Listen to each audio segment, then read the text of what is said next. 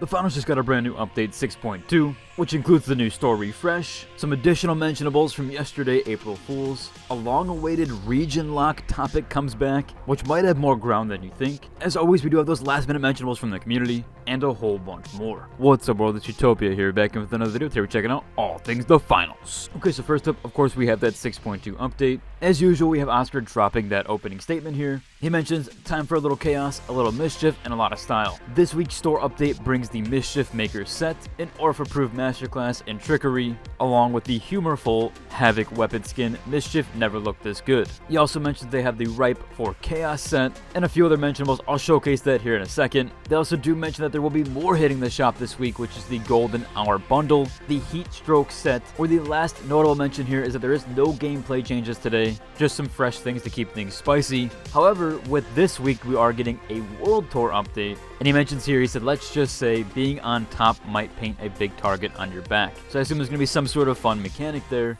or if you are the top team, maybe you get displayed to everybody in the World Tour. They've been having some more fun with World Tour this time around. Really like to see that, so that's probably where the update's going to be focused on with World Tour. We'll have to see what they do drop tomorrow. And again, as always, I will cover that. Now, they do showcase two of those bundles in the store refresh update video. First up here is the Mischief Maker set, which is a fully loaded outfit and a bunch of weapon cosmetics. And the last one they showcase here is the Ripe for Chaos set, which is a bunch of weapon skins here. But as they do mention, there was two more sets and two more bundles in the store. We have the Heat Stroke set, which is actually animated. So essentially when you heat up metal, you do get that kind of flare to it, that blue, purple, and gold, at least that shimmer and shine that can happen. And then for the other set here, we have the Golden Hour bundle, which isn't animated but makes all of these weapons gold, including the defib. So a decent selection there. They've been keeping up with at least 3 to 4 bundles every single store refresh. Quite a lot of cosmetics to choose from, so there is the plethora there.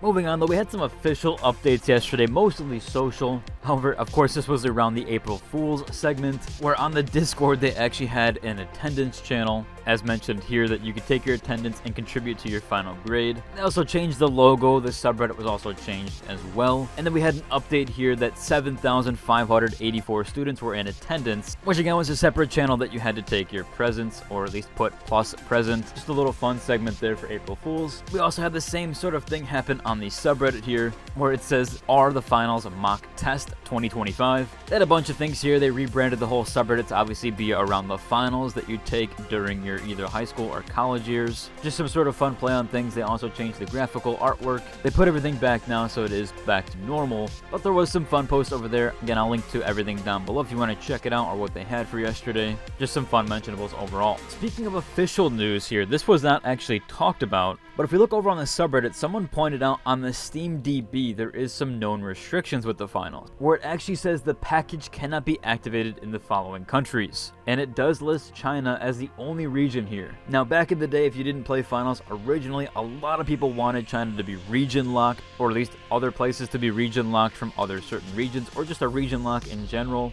It does look like the game isn't playable there right now. Again, there was some much larger controversies back then. There was a big discussion on it. In fact, some of my original videos for the finals actually went into this and covered this a lot. They also mentioned here that cross-region trading and gifting is disabled for this, at least again for the region in China. Now, there might be a reason for that, at least the only official one we have so far. This is actually something that I covered back a few weeks ago, but Nexon did have their earnings call. Essentially, if you didn't know, Nexon is Embark's publisher. They have a ton of other games under their belt and other publishing studios, including one I covered like The First Descendant, which is all underneath Nexon. However, in their earnings call, they actually did have a few mentions of this. But if we actually go over here, they say another accelerant in their 2027 growth strategy is partnership. In 2024, Nexon announced a partnership with Tencent Games to adapt versions of 2 Nexon titles. This includes The Finals and Arc Raiders, which again are both of Embark's games. They mentioned this is to appeal to the unique taste of players in China, so it does look like Nexon is partnering with Tencent, which usually does happen.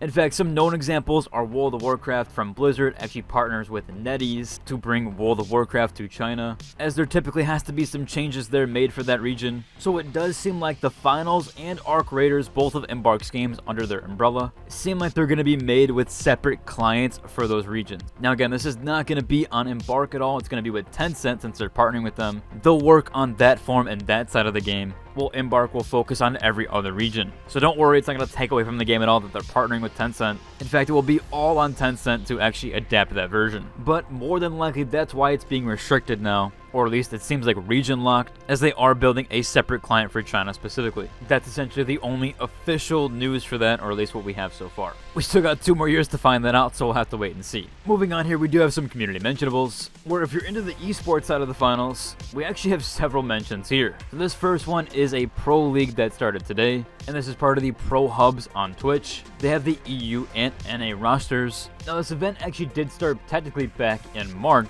but that was the qualifier, where now it is the qualified teams running up against each other, and there's going to be 8 events to decide the regional playoffs. Again, if you do want to check those out, I'll link to their Twitch down below. I believe both of those streams are happening tomorrow, at least the start of it, where NA does start tomorrow at 8 p.m. Eastern, EU starts at 7 p.m. CET, which is 1 p.m. Eastern time. So you can catch both the EU and NA starts to those tournaments. Again, I'll link to all the details down below if you want to. We also do have Viewfinder back with another virtual cup. He's calling this one the Finals Virtual Cup First Edition. He is hosting this one, I do believe, on his Twitch channel. You can also join the Discord server to sign up, and the prize pool is open to anybody. They were pretty decent about it last time with the prizes, so they are starting that back up again. I'll link down below to the Discord server where you can join, as well as that Twitch channel so you can check out all the details there when that one is starting. It's also a completely free entry for this tournament, one of the only few ones there. Typically sometimes there are a buy-in. This one is completely free, and I do believe either self-funded or community funded via Viewfinder, but again, you don't have to put anything down or anything in to enter the tournament. So a ton of esports happening way before the major. So again, if you're really excited for those, a lot of these should scratch your itch until then. We have a few more last minute community mentionables here. This first one and technically second one are both asking for new modes. They want some more fun ones in the game, which I completely understand. This one here talks about wanting a prop hunt, that there's so many props in the game. I think that would be really cool to see. I do think the finals needs maybe 1 or 2 fun modes. Typically every game has a fun mode or 2.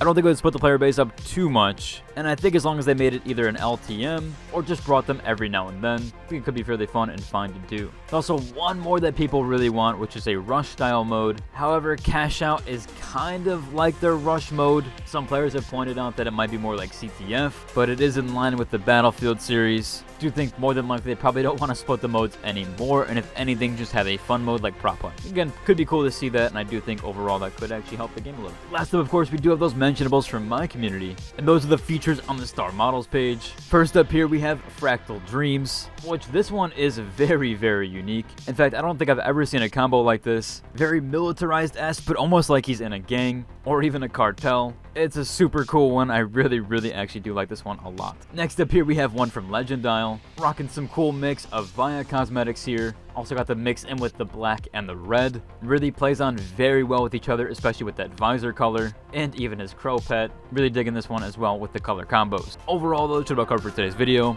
If you enjoyed it, like, subscribe, and until the next one. Deuce!